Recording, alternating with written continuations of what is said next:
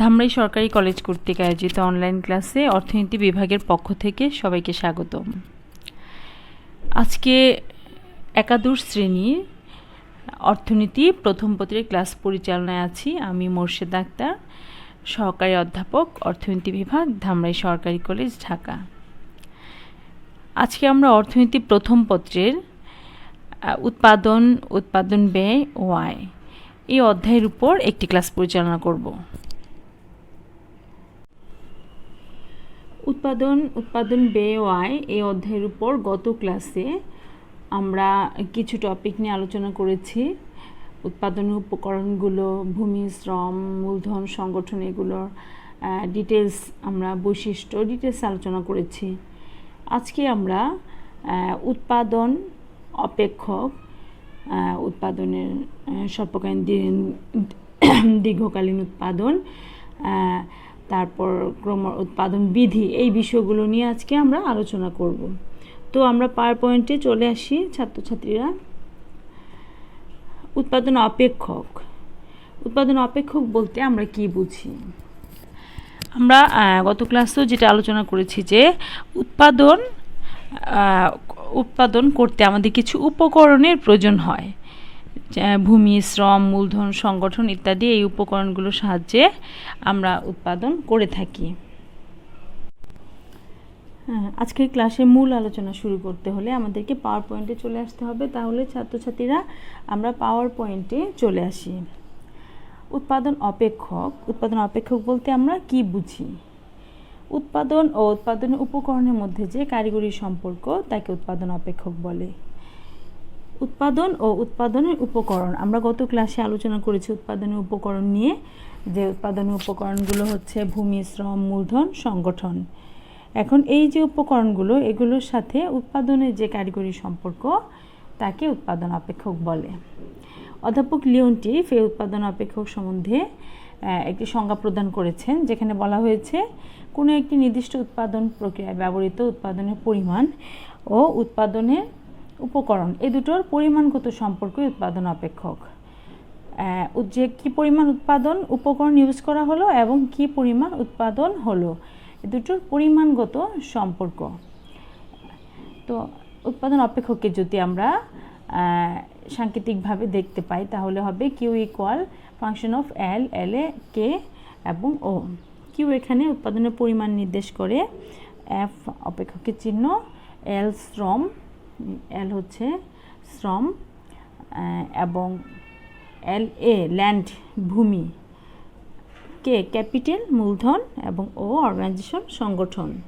সাধারণত আমরা সংক্ষেপে function Q equals function of L K, শ্রম এবং মূলধন এই দুটোকেই আমরা সাধারণত নিয়ে থাকি অপেক্ষকের চিহ্নে।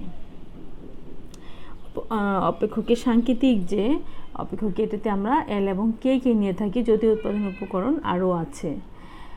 উৎপাদন অপেক্ষককে আমরা দুই ভাগে সময়ের প্রেক্ষিতে বা উপকরণের প্রেক্ষিতে আমরা দুই ভাগে আলোচনা করতে পারি, স্বল্পকালীন এবং দীর্ঘকালীন। স্বল্পকালীন উৎপাদন অপেক্ষক কাকে বলে?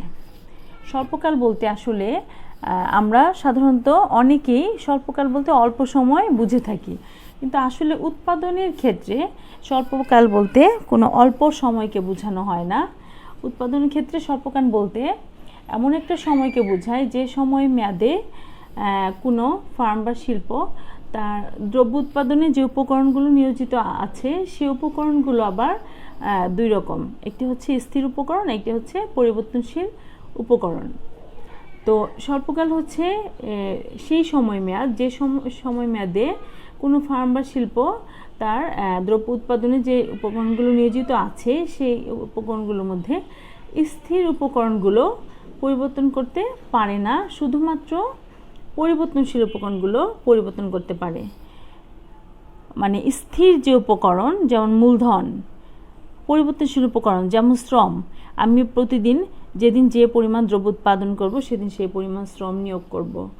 তো এই যে উপকরণগুলো, এর মধ্যে স্থির উপকরণ পরিবর্তন করা যাবে না। এখানে এই যে ক্যাপিটাল কে, এই কে এখানে পরিবর্তিত না, এখানে পরিবর্তন করা যাবে লেবার, এই লেবারটা পরিবর্তন করা যাবে কিন্তু কে পরিবর্তন করা যাবে না। তো এই স্থির উপকরণগুলো যে সময় মেয়াদে পরিবর্তন করা যায় না, শুধুমাত্র পরিবর্তনশীল উপকরণগুলো পরিবর্তন করা যায়, সেই সময় মেয়াদকে বলা হয় স্বল্পকালীন উৎপাদন অপেক্ষক। তারপর আমরা চলে আসি দীর্ঘকালীন উৎপাদন অপেক্ষক কাকে বলে।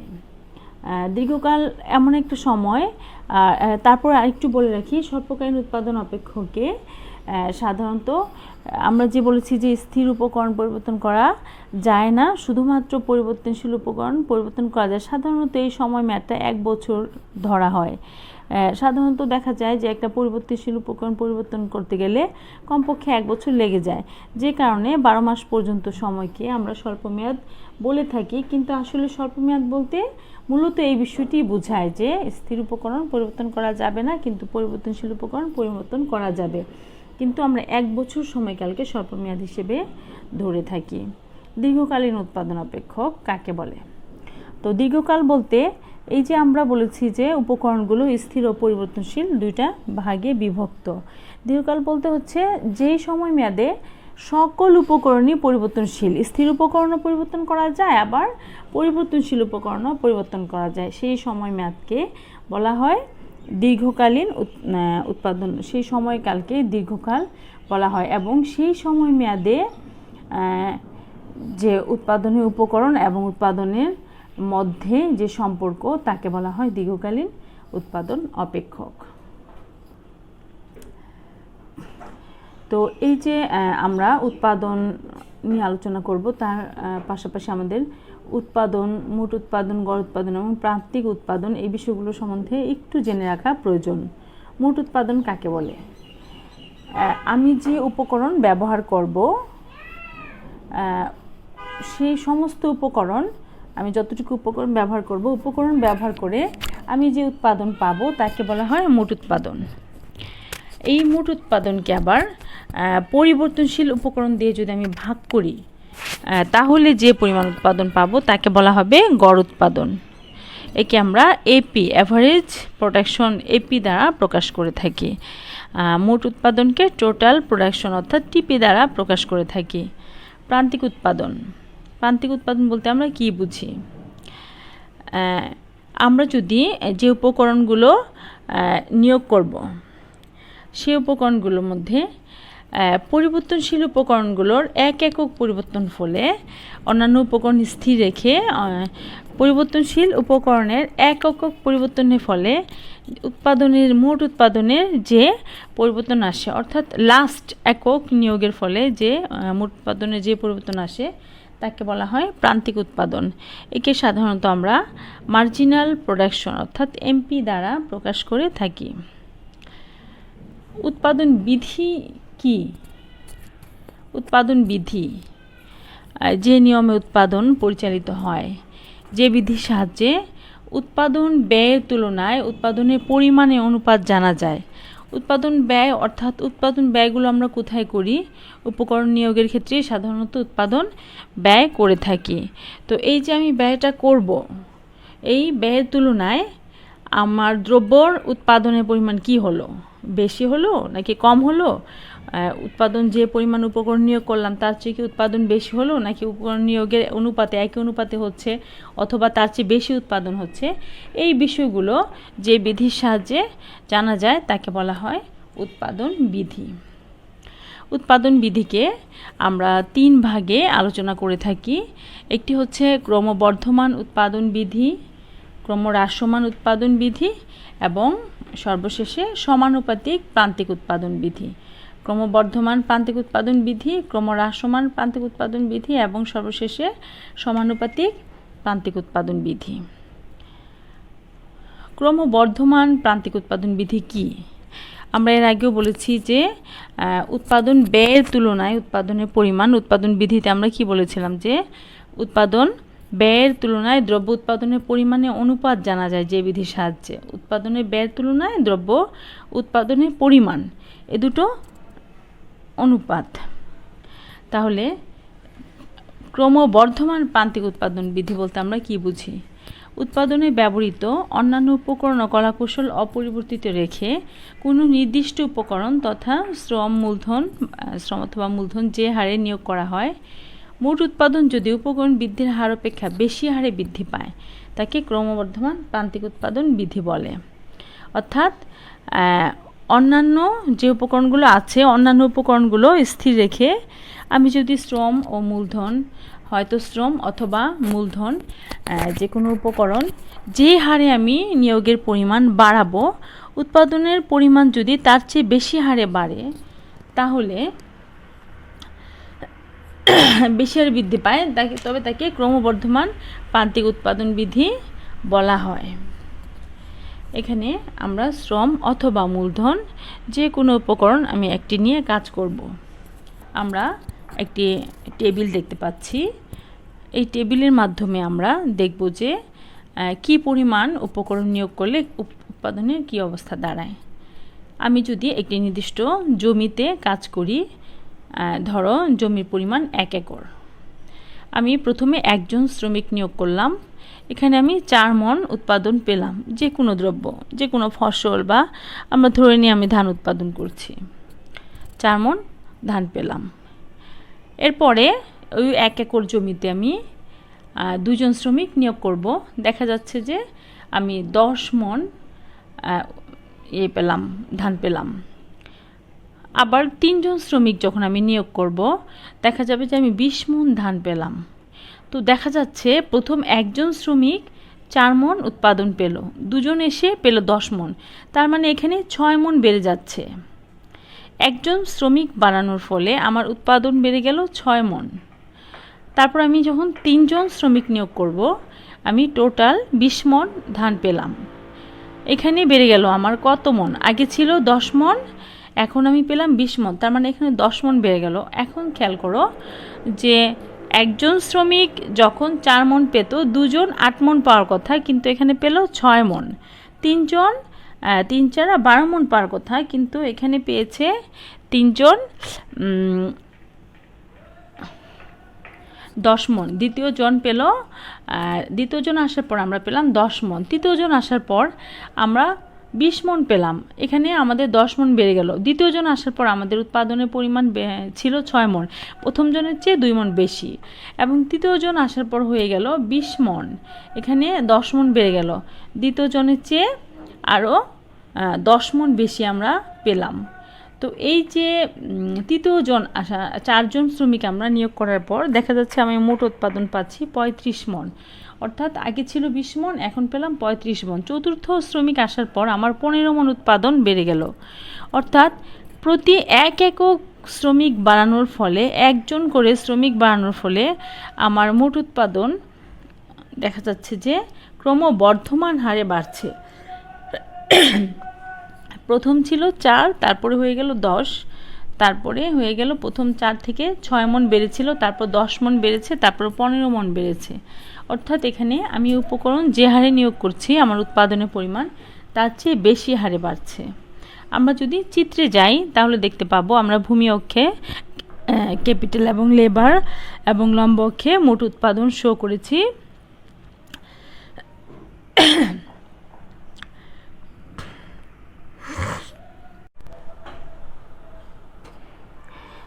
বাম থেকে ডান দিকে ঊর্ধ্বগামী যে রেখাটি আমরা দেখতে পাচ্ছি এটি হচ্ছে মোট উৎপাদন, টোটাল। এখানে দেখা যাচ্ছে যে টিপি রেখাটি হচ্ছে টোটাল প্রোডাকশন কার্ভ, মোট উৎপাদন রেখা। এই যে বাম থেকে ডান দিকে নিম্নগামী রেখাটি উপরে চলে গেছে, এটি মোট উৎপাদন রেখা। আমি যখন এই যে ভূমি অক্ষে 1 একক শ্রম নিয়োজিত করব তখন আমি উৎপাদন পাবো 4 ইউনিট। আবার যখন 2 একক শ্রম নিয়োগ করব 10 ইউনিট, 3 একক শ্রম নিয়োগ করলে উৎপাদন পাবো 20 ইউনিট, এবং 4 একক শ্রম নিয়োগ করলে আমি উৎপাদন পাবো এখানে 35 ইউনিট। দেখা যাচ্ছে যে এখানে আমি প্রতি একক শ্রম বাড়ানোর ফলে আমি উৎপাদন যে পরিমাণ শ্রম বাড়িয়েছি তার চেয়ে বেশি হারে উৎপাদনের পরিমাণ বাড়ছে। প্রথমে 4, তারপর 10, তারপরে 20, তারপর 35, অর্থাৎ এখানে 6 একক বেড়েছে, কিন্তু এখানে বেড়েছে 10 একক, আবার এখানে বেড়েছে 15 একক। অর্থাৎ যে হারে আমি শ্রম নিয়োগ বাড়াচ্ছি তার চেয়ে অনেক বেশি হারে উৎপাদন বাড়ছে। তো এটি হচ্ছে ক্রমবর্ধমান প্রান্তিক উৎপাদন বিধি, মানে সর্বশেষ 1 একক উপকরণ বাড়ানোর ফলে প্রান্তিক উৎপাদনের পরিমাণ, মোট উৎপাদনের পরিমাণ আগের চেয়ে বেশি হারে বাড়ছে। তারপরে আমরা চলে আসব প্রান্তিক উৎপাদনের চিত্রে। আমরা তো মোট উৎপাদনের অবস্থা দেখেছি আগের চিত্রে। এই চিত্রে আমরা দেখব যে প্রতি একক শ্রম বাড়ানোর ফলে 1 একক ছিল, তখন প্রান্তিক উৎপাদন ছিল 4 ইউনিট। 2 একক শ্রম বাড়ানোর ফলে শ্রমিক 2 জন নিয়োগ করার ফলে আমরা প্রান্তিক উৎপাদন পেয়েছি 6। আবার শ্রমিক 3 জন নিয়োগ করার ফলে আমরা প্রান্তিক উৎপাদন পেয়েছি 10 একক। অর্থাৎ প্রান্তিক একক উৎপাদন মানে লাস্ট এককের চেয়ে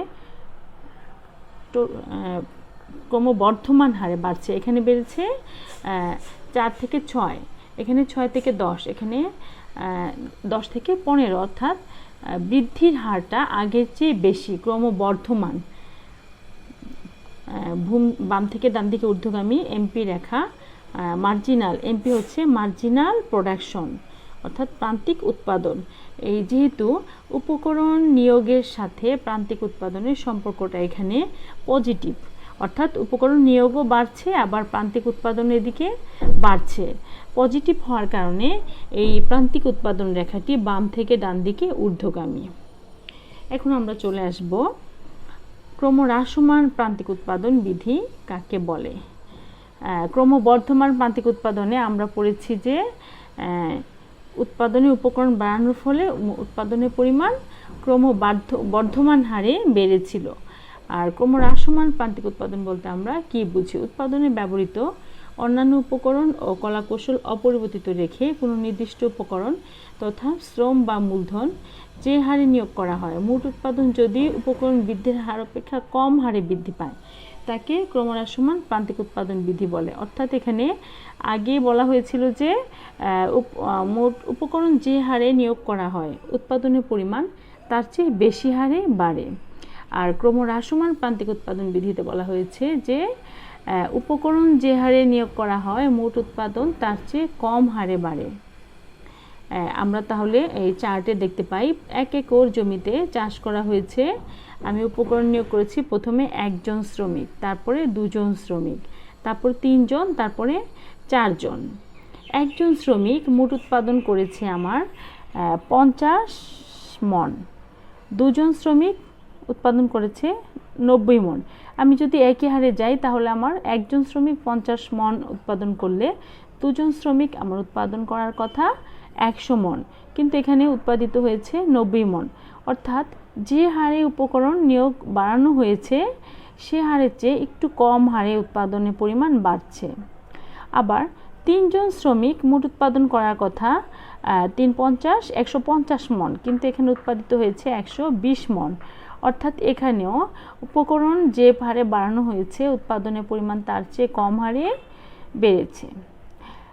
4 জন শ্রমিক আমার একই হারে প্রথম জনের অনুপাতে হারে হলে আরও অনেক বেশি উৎপাদন করার কথা, কিন্তু এখানে 3 জন 120 মণ করেছে। এখানে এই 3 জন যদি 120 মণ করে এভারেজে 40 মণ করে হয়, 4 জন 160 মণ হওয়ার কথা, কিন্তু এখানে হয়েছে 140 মণ। অর্থাৎ এখানে দেখা যাচ্ছে যে যে হারে উপকরণের পরিমাণ বাড়ানো হচ্ছে উৎপাদনের পরিমাণ তার চেয়ে অনেক কম হারে বাড়ছে। প্রথম হয়েছিল 50, তারপরে বেড়েছে 1 জন শ্রমিক বাড়ানোর ফলে উৎপাদন বেড়েছে 40 মণ, 2 জন শ্রমিক বাড়ানোর ফলে উৎপাদন বেড়েছে 30 মণ, এবং 3 জন শ্রমিক বাড়ানোর ফলে উৎপাদন বেড়েছে 20 মণ। অর্থাৎ প্রান্তিক উৎপাদন এখানে ক্রমহ্রাসমান হারে বাড়ছে। মোট উৎপাদনটা বাড়ছে ঠিকই, তবে আগের চেয়ে ক্রমহ্রাসমান হারে বাড়ছে। তো এই ক্রমহ্রাসমান প্রান্তিক উৎপাদন বিধিকে যদি আমরা চিত্রে দেখাতে চাই, ভূমি অক্ষে উপকরণ এল এবং কে দেখানো হয়েছে এবং লম্ব অক্ষে মোট উৎপাদনের পরিমাণ দেখানো হয়েছে। এখানে আমরা 1 একক শ্রমিক নিয়োগ করে 50 একক উৎপাদন পেলাম, 2 একক শ্রমিক নিয়োগ করে 90 একক, 3 একক শ্রমিক নিয়োগ করে 120 একক এবং 4 একক শ্রমিক নিয়োগ করে 140 একক উৎপাদন পেলাম, যেগুলো এ, বি, সি এবং ডি এই 4টি বিন্দু দ্বারা দেখানো হয়েছে। এই বিন্দুগুলো যোগ করে আমরা যে রেখাটি পেলাম সেটা হচ্ছে টিপি রেখা, টোটাল প্রোডাকশন কার্ভ। এটি হ্রাসমান প্রান্তিক উৎপাদন বিধিকে নির্দেশ করে। আমরা যদি ক্রমহ্রাসমান প্রান্তিক উৎপাদন, এর আগে যেটি আমরা বলেছিলাম হ্রাসমান প্রান্তিক উৎপাদনকে নির্দেশ করে, কিন্তু এটি ছিল মোট উৎপাদন রেখা। আর আমরা যদি প্রান্তিক উৎপাদন চিত্রে যাই, প্রান্তিক উৎপাদনের ভূমি অক্ষে এল এবং কে উপকরণ এবং লম্ব অক্ষে প্রান্তিক উৎপাদন এমপি মার্জিনাল প্রোডাকশন। ভূমি অক্ষে আমরা দেখতে পাচ্ছি উপকরণ আমরা ধরে নিয়েছি এখানে শ্রম নিয়োগের ব্যাপারে 1 একক শ্রমিক নিয়োগ করে 50 একক উৎপাদিত হয়েছে। 2 একক শ্রমিক নিয়োগ করে 2 একক, একজন শ্রমিক বাড়ানোর ফলে 40 একক বেড়েছে। 2 জন শ্রমিক বাড়ানোর ফলে 30 একক উৎপাদন বেড়েছে এবং 3 জন শ্রমিক বাড়ানোর ফলে 20 একক উৎপাদন বেড়েছে। তো এভাবে আমরা এই যেগুলো আমরা বি সি ডি ইত্যাদি রেখা দিয়ে দেখিয়েছি, এই রেখাগুলো যোগ করে আমরা যে চিত্রটি পাবো সেটি হচ্ছে ক্রমহ্রাসমান প্রান্তিক উৎপাদন বিধির প্রান্তিক উৎপাদন রেখার চিত্র, যেটি বাম থেকে ডান দিকে নিম্নগামী। যেহেতু এখানে উপকরণ নিয়োগের সাথে উৎপাদন বৃদ্ধির হারটা এখানে বিপরীতমুখী সম্পর্কে আবদ্ধ, তাই রেখাটি বাম থেকে ডান দিকে নিম্নগামী। এরপরে আমরা চলে আসব সমানুপাতিক প্রান্তিক উৎপাদন বিধি। উৎপাদনে ব্যবহৃত, এর আগে আমরা বলেছি যে উপকরণ ক্রমবর্ধমানের ক্ষেত্রে উপকরণ যে হারে নিয়োগ করা হয় উৎপাদনের পরিমাণ তার চেয়ে বেশি হারে বাড়ে। আবার ক্রমহ্রাসমান প্রান্তিক উৎপাদন বিধির ক্ষেত্রে উপকরণ যে হারে নিয়োগ করা হয়েছিল উৎপাদন তার চেয়ে কম হারে বেড়েছিল। কিন্তু আমরা সমানুপাতিক প্রান্তিক উৎপাদন বিধিতে দেখতে পাবো যে উপকরণ ও উৎপাদনে ব্যবহৃত অন্যান্য উপকরণ ও কলাকৌশল অপরিবর্তিত রেখে কোনো নির্দিষ্ট উপকরণ তথা শ্রম অথবা মূলধন যে হারে নিয়োগ করা হয় ঠিক সেই হারে উৎপাদন বৃদ্ধি পেলে, তার মানে এখানে উপকরণ আমরা যে হারে নিয়োগ করব উৎপাদনও ঠিক একই হারে বৃদ্ধি পাবে। তাহলে তাকে আমরা বলবো সমানুপাতিক, এই বিধিকে বলবো সমানুপাতিক প্রান্তিক উৎপাদন বিধি। আমরা যদি চার্টে চলে আসি, আমরা আগের মতোই জমির পরিমাণ নিয়েছি 1 একর, উপকরণ আমরা শ্রম নিয়েছি। একজন শ্রমিক উৎপাদন করবে 5 একক, 5 মণ। আমরা যদি এখানে ধান বা গম যাই ধরে নিই না কেন, 2 জন শ্রমিক উৎপাদন করবে 10 মণ অ্যাজ ইউজুয়াল। 3 জন শ্রমিক উৎপাদন করবে 15 মণ এবং 4 জন 20 মণ।